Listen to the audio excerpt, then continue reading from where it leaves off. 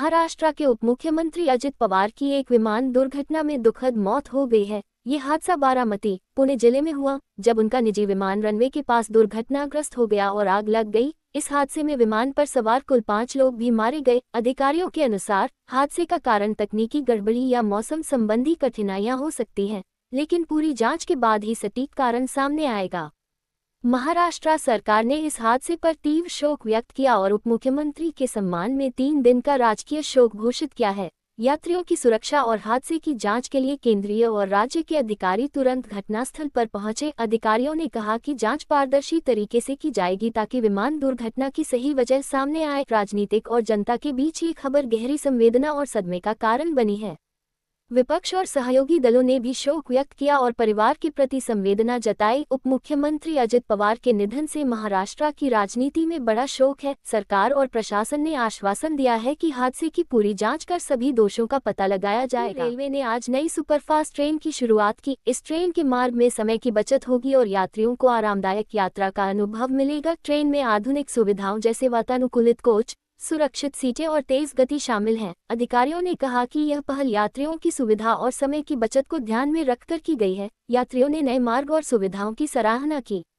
Railway मंत्रालय ने भविष्य में और भी नए मार्ग खोलने की योजना बनाई है। शिक्षा मंत्रालय ने नई पाठ्यपुस्तक नीति जारी की। इसमें डिजिटल लर्निंग पर विशेष जोर दिया गया है। छात्रों को ऑनलाइन और ऑफलाइन माध्यम से शिक्षा के विकल्प उपलब्ध होंगे। नई नीति में विज्ञान, गणित और भाषा में नई तकनीक आधारित सामग्री शामिल की गई है। शिक्षकों को प्रशिक्षित करने और छात्रों को आत्मनिर्भर बनाने के लिए कई पहल की गई हैं।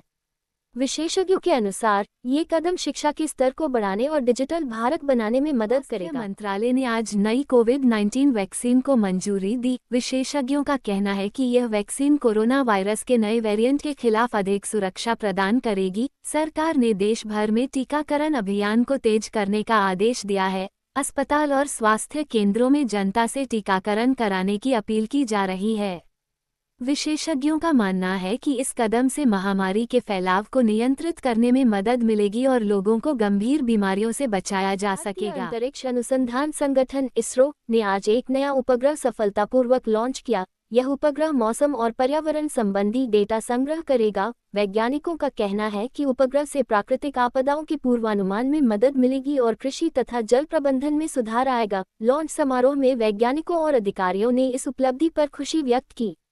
उपग्रह की तकनीक अत्याधुनिक है और अंतर्राष्ट्रीय मानकों के अनुरूप विकसित की गई है। चीन के बीच लंबी बातचीत के बाद व्यापार समझौते पर सहमति बन गई। दोनों देशों ने सीमा शुल्क घटाने और निवेश नियमों को आसान बनाने पर समझौता किया। विशेषज्ञों का कहना है कि इससे वैश्विक बाजारों में स्थिरता आएगी और व्यापारिक गतिविधियां बढ़ेंगी। निवेशकों ने इस खबर पर सकारात्मक प्रतिक्रिया दी है। समझौता दोनों देशों की अर्थव्यवस्था और वैश्विक व्यापारिक संतुलन के लिए महत्वपूर्ण माना जा रहा है। में ग्लेशियर पिघलने की गति बढ़ी है, जिससे नदी का जलस्तर बढ़ गया है। पर्यावरण विशेषज्ञों का कहना है कि यह ग्लोबल वार्मिंग का परिणाम है और जल संकट की आशंका बढ़ गई है। स्थानीय प्रशासन ने नदी किनारे रहने वाले लोगों को सतर्क रहने और आवश्यक कदम उठाने की सलाह दी है।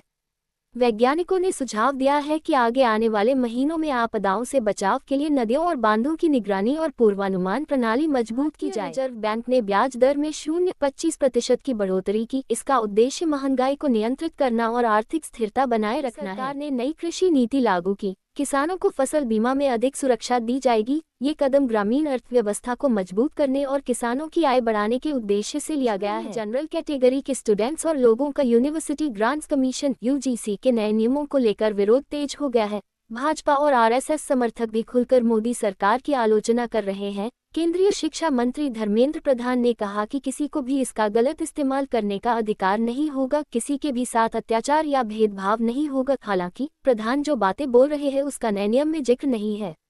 बिहार अब में बढ़ते विरोध के बीच 7 दिन पहले बंद भाजपा के अध्यक्ष नितिन नवीन की चुनौतियां बढ़ गई है। या कहें नितिन नवीन की पहली परीक्षा यूजीसी का नया नियम ही है।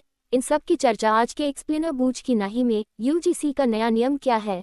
यूजीसी ने 13 जनवरी को अपने नए नियमों को नोटिफाई किया था। इसका नाम है promotion of equity in higher education institution regulations 2026।